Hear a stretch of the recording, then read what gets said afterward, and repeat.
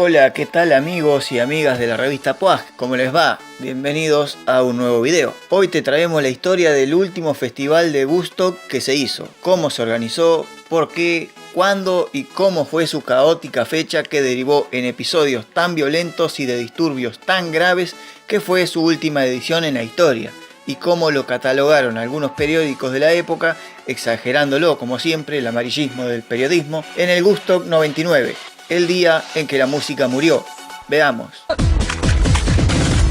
Retrocedamos un poco en el tiempo. En el año 1969, más precisamente, se había producido el primer festival de Woodstock, en el condado de Sullivan, en el estado de Nueva York, Estados Unidos, obvio. El festival, organizado por Michael Lang, Artie Confield y Elliot Tiber, entre algunos otros más, prometía en sus eslogans 3 días de paz y de música, como una fiesta de la contracultura de los años 60 que tanta queja le trajo al gobierno norteamericano de esa época, reclamando cuanto derecho era necesario, como los derechos de las mujeres, el derecho y la libertad de los afroamericanos, el fin del gasto excesivo en proyectos como el programa espacial y la carrera armamentística contra la Unión Soviética, y el final de la guerra de Vietnam, comenzada en 1965. El festival de música se haría en los campos de White Lake y tenían pensado como asistencia de público aproximadamente unas 120.000 personas. Pero para la sorpresa de los creadores y organizadores del evento, ese número se duplicó, se triplicó y hasta se cuadruplicó.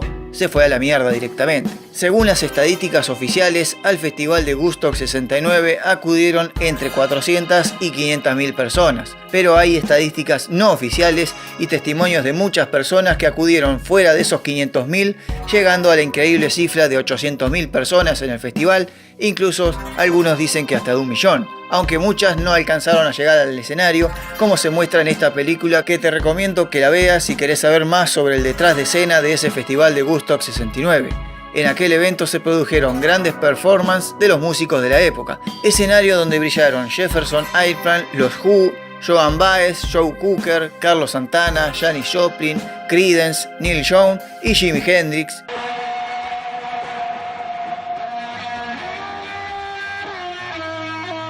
A pesar de la declinación y la ausencia de grandes bandas del momento como los Doors, Led Zeppelin, los Rolling Stones, los Beatles o el mismísimo Bob Dylan, el recuerdo de aquel festival quedó enmarcado con un documental histórico como uno de los momentos claves de la historia de la música popular, consolidando definitivamente la contracultura de los años 60 y la protesta como la voz de aquellos que no la tenían. Para 1979 y en conmemoración a 10 años de ese festival, se volvió a organizar Woodstock, pero esta vez bajo techo, y se hizo en las instalaciones del Madison Square Garden en la ciudad de Nueva York. El público que asistió a esta fecha fue obviamente muchísimo menos, al igual que la cantidad de músicos y la calidad de ellos también. Fue solamente eso, un homenaje a 10 años del Woodstock original. El de 1979 fue bastante pobre, pero llegamos a 1989. En conmemoración a los 20 años del primero, se volvió a realizar el festival con una notable sorpresa. Nadie lo organizó, solo surgió espontáneamente, digamos, fue un boca a boca. Celebrado en el sitio original del primero y en la misma fecha, también aunque cayó día de semana, fueron llegando músicos de toda índole, aunque no muy famosos, con público que fueron cada vez más entusiastas a recordar los 20 años del festival original. Fue tan espontáneo y tan poco organizado que realmente fue una sorpresa que se estaba erigiendo nuevamente el festival sin tener ningún organizador, solo movido por la gente entusiasta que quería escuchar música en el mismo lugar que hacía 20 años atrás. Fue el Woodstock que no tuvo comercialización, ni organización y ni siquiera iluminación para los shows nocturnos, o sea, solo se tocaba de día. No había venta de comidas ni de bebidas. Cada uno llevaba la suya, y el boca a boca fue tan grande que se reunió aproximadamente entre 30.000 y 50.000 personas en 3 fechas de absoluta paz como en los años 60.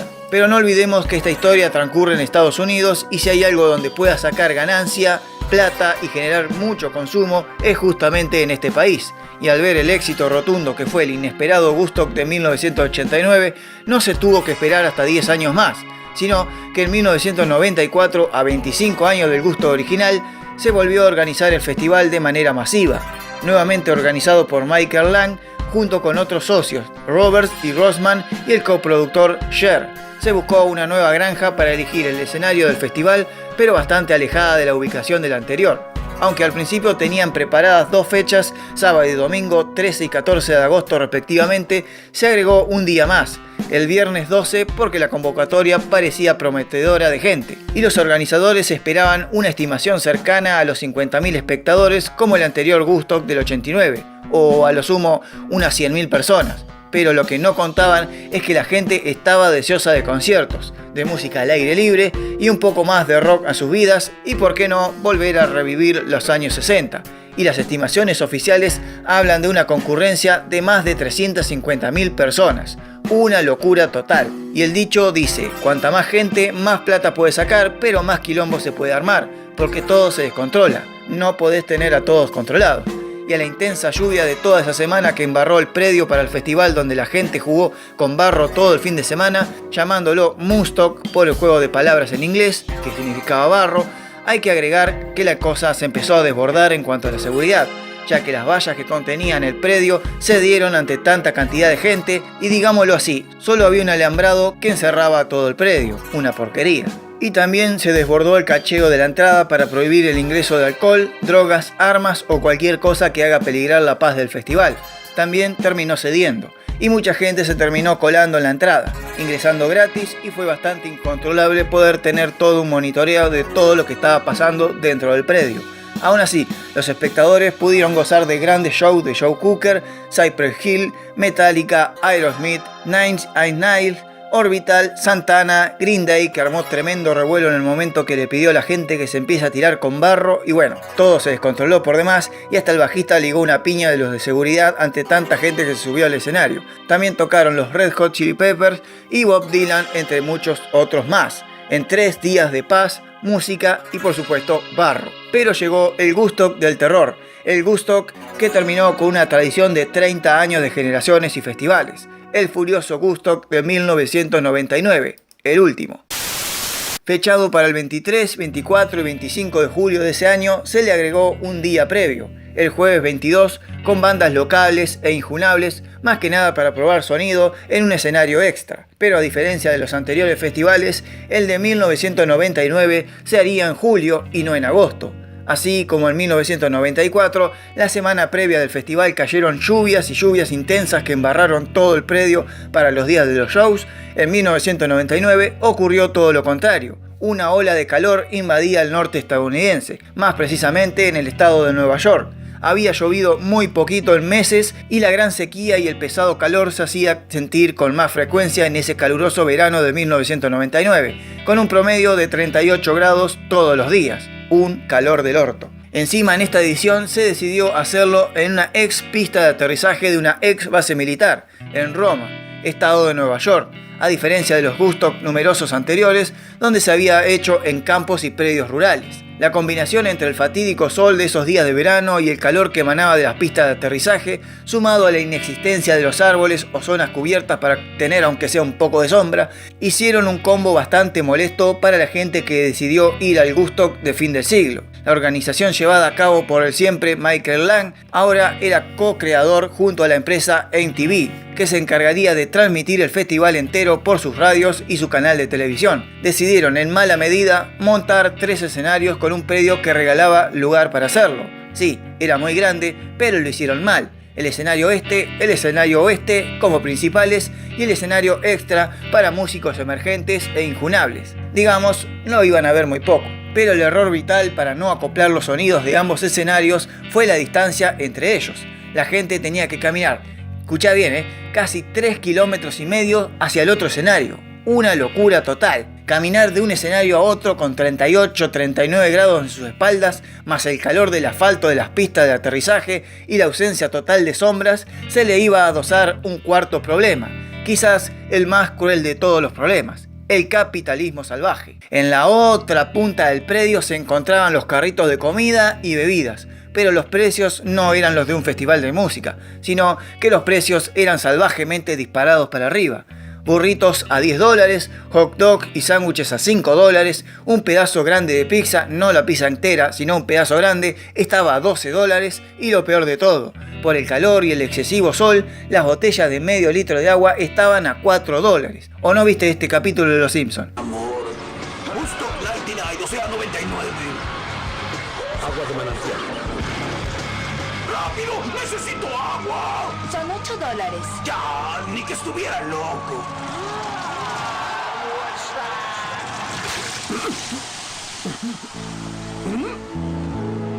Así se dio comienzo a un Woodstock rodeado de infracciones, malas decisiones y pésimos organizadores.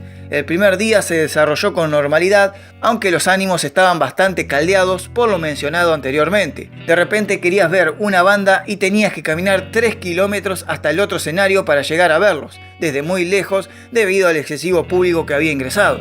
Querías ver la otra banda en la otra punta y caminabas 3 kilómetros más. Querías comer o tomar agua simplemente y tenías que ir 3 o 4 kilómetros más para la otra punta del predio en un asfalto que resultaba caminar sobre brasas encendidas en medio de un verano que no daba tregua.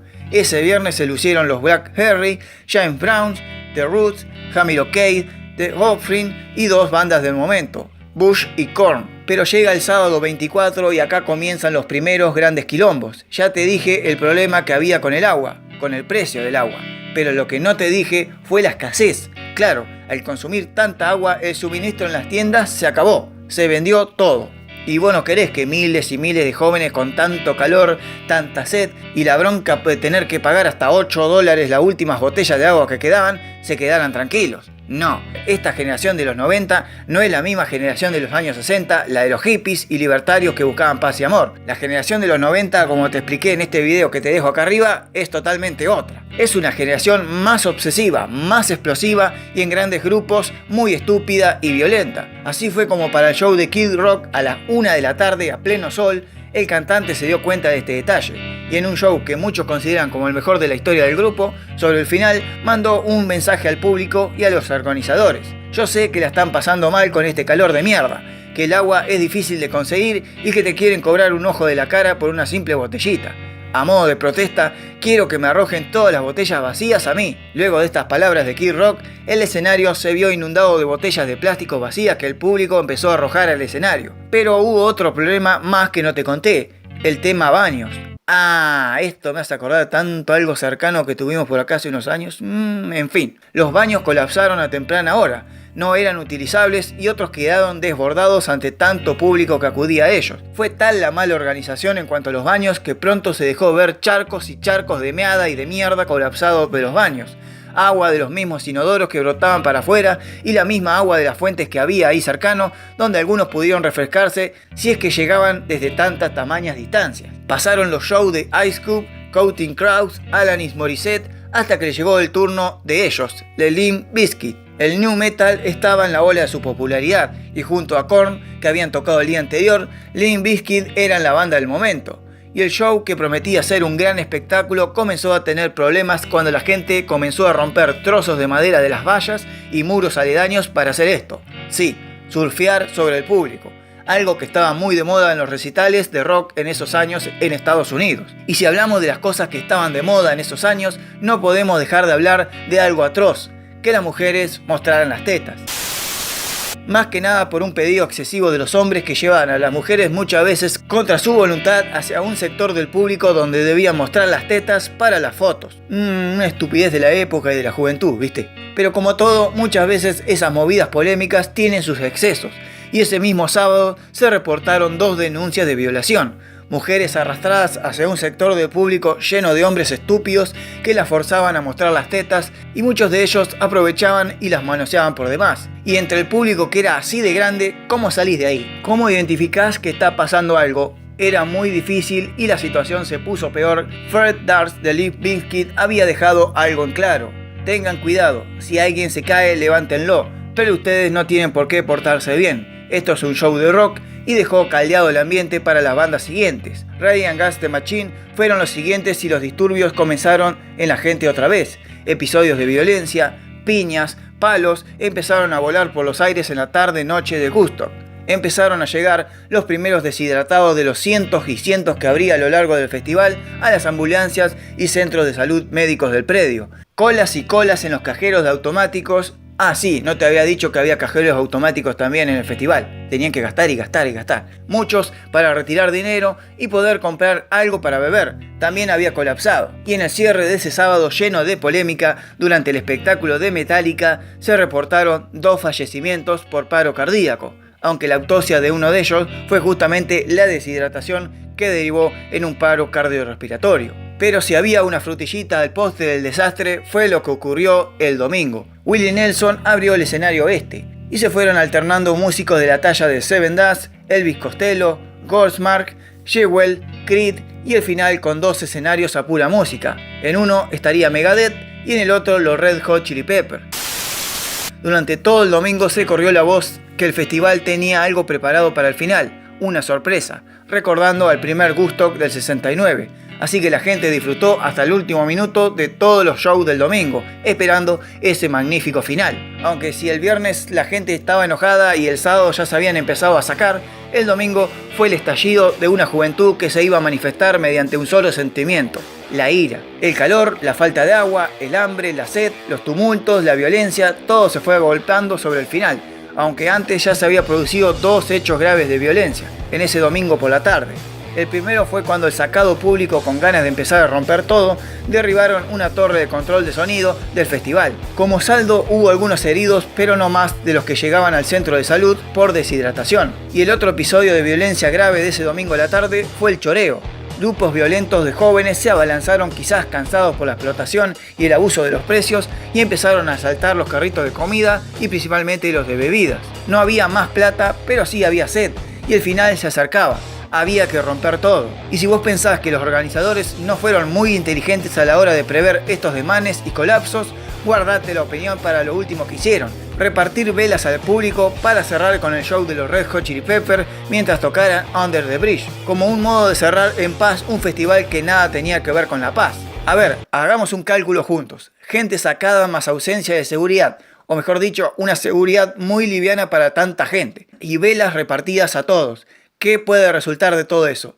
Sí, incendios. Y mientras los Red Hot Chili Peppers tocaban en el escenario con un flea en bolas, se empezaron a manifestar los primeros focos de incendio. ¿Qué quemaban? Primero arrancaron con las botellas de plástico diseminadas por todo el predio a modo de combustible. Quemaban los pedazos de madera que iban arrancando de las vallas y comenzaron a incendiar los baños. Sí, los baños. Para Anthony Kiedis, la imagen desde lo más alto del escenario era similar a Apocalypse Now. Aunque pararon un par de veces el show porque los incendios habían alcanzado una torre de seguridad. Los incendios siguieron y alcanzaron los camiones de abastecimiento. Se habían descontrolado del todo. Los Red Hot Chili Peppers siguieron tocando, pero muchas veces el artista no está muy atento a lo que pasa abajo del escenario, aunque no es su deber tampoco, y más con tanta gente. No tuvieron mejor idea que cerrar el show con el tema Fire de Jimi Hendrix, una especie de homenaje al rey del primer gusto. Y si decimos Fire en un lugar donde ya había focos de incendio grandes, imagínate lo que salió de todo eso. Todo se desmadró, ahora sí, durante el tema, y los asaltos comenzaron a las tiendas de merchandising, a los cajeros automáticos, a los autos y camiones de seguridad. Era un episodio de Los Simpsons. Focos de incendios gigantes, hogueras en un verano para el olvido, y la gente bailando sobre ellas como muestra de un triunfo de la juventud sobre la organización. La demostración de que el festival había sido totalmente cualquiera y que todo estaba cerrando como se había organizado. Muy mal. Ah, pará, porque me faltó el final. ¿Te acordás que te dije que había una sorpresa? Bueno, la sorpresa fue una imagen de Jimi Hendrix tocando el himno yankee. Sí, fue todo eso, nada más. Gracias, vuelvan prontos, dijo la voz del festival, y todo se había terminado. No sé si todo se terminó, Los focos de incendios eran alimentados y retroalimentados con las tiendas rotas, las carpas y expendedores de comida. Todo iba a parar a las hogueras gigantes. Y a pesar de que mucha gente se fue marchando en paz, otros no estaban muy de acuerdo con abandonar el predio y generaron más disturbio todavía hasta que llegó la policía. Tropas estatales de Nueva York, policía local y varios miembros de seguridad de reforzamiento llegaron para calmar la situación. También llegaron varias dotaciones de bomberos para apagar los incendios que duraron hasta 4 horas finalizado el festival, mientras grupos de jóvenes recontrasacados se trenzaba a piñas con la policía. Así terminaba el Festival de Woodstock 1999. el último de la década, el último del siglo y digamos el último de la historia. Los números fatales finales fueron más de 450.000 espectadores, 2 fallecidos, más de 3.700 personas tratadas por agotamiento y deshidratación, más de 10 denuncias por violación y abuso sexual, 6 heridos por cortes y quemaduras, 44 personas detenidas por disturbios y violencia y 12 trailers, 2 torres de sonido, un pequeño colectivo, 15 cabinas de tiendas y más de 20 baños portátiles, todos quemados. Todos quemados. Todo el mundo le cayó al festival, desde los familiares de los fallecidos hasta organizaciones de mujeres en acción por las violaciones. La gente herida y deshidratada, todos le cayeron al gusto. Obviamente, todo fue manipulado por MTV, que nunca mostró las imágenes en vivo de los disturbios, aunque las repeticiones a los días siguientes fueron contundentes. El festival a nivel de organización era el peor de toda la historia, y muchos titulares de periódicos aparecieron al día siguiente con una contundente afirmación. Woodstock 99, el día que murieron los 90, u otros más certeros. Woodstock 99, el día en que la música murió. Para el año 2009 y ante la conmemoración de los 40 años del Woodstock original, se intentó de algún modo organizar algo pequeño, pero no. La cagada ya estaba hecha y nadie apoyó ningún tipo de organización a pesar que hubo unos pequeños intentos. Nadie quería volver a repetir ese papelón mundial del 99. Lo único que hubo de Woodstock ese año fue esta película, que te recomiendo que la veas. Para el año 2019, Michael Lang volvió otra vez y quiso organizar el Woodstock 50, por los 50 aniversarios del año 69. Y acá sí, todo parecía que volvía al festival, pero muchos músicos empezaron a bajar. Sponsors que parecía que auspiciaban el evento también se bajaron. Y la gota que derramó el vaso. En el estado de Nueva York no se vuelve a hacer Woodstock de nuevo, dijeron. Y tuvieron que trasladarse al cercano estado de Maryland, aunque nada que ver tenía con la historia. Parecía que el festival se iba a hacer igual, pero el cambio de lugar terminó por bajar los últimos grandes grupos que iban a estar. Y en pleno julio del 2019, y cuando muchos ya habían adquirido la entrada, Michael Lang comunicó la cancelación total del Woodstock 50. El sueño había terminado. La realidad les golpeó en la cara. Quizás las autoridades del estado neoyorquino hayan boicoteado la organización, hayan instado a que los sponsors y artistas no se presentasen para no repetir el papelón del 99. Y todo quedó ahí, como un viejo recuerdo de un festival que marcó una generación, o varias mejor dicho, y la abrió hacia nuevos aires de cambios, luchas y sueños, y que la cerró una generación completamente explosiva, obsesiva y con una marcada sed de violencia, ignorancia y disturbios que derivaron en el fin de una época. Como dice el título del periódico, el día que murieron los 90. Si te gustó este largo video, likeámelo por el enorme trabajo investigativo a lo Medina que me mandé. Y si no te gustó, dislikeámelo como le haría Milazo. Comentá sobre qué shows polémicos has asistido o qué show querés que hable sobre los siguientes videos. Y no te olvides de suscribirte al canal. Ahora sí, me voy viendo un poco de Kid Rock. Hice un video sobre la aparición de los Simpsons de ellos, acá te lo dejo. Ahora sí, nos vemos el viernes que viene.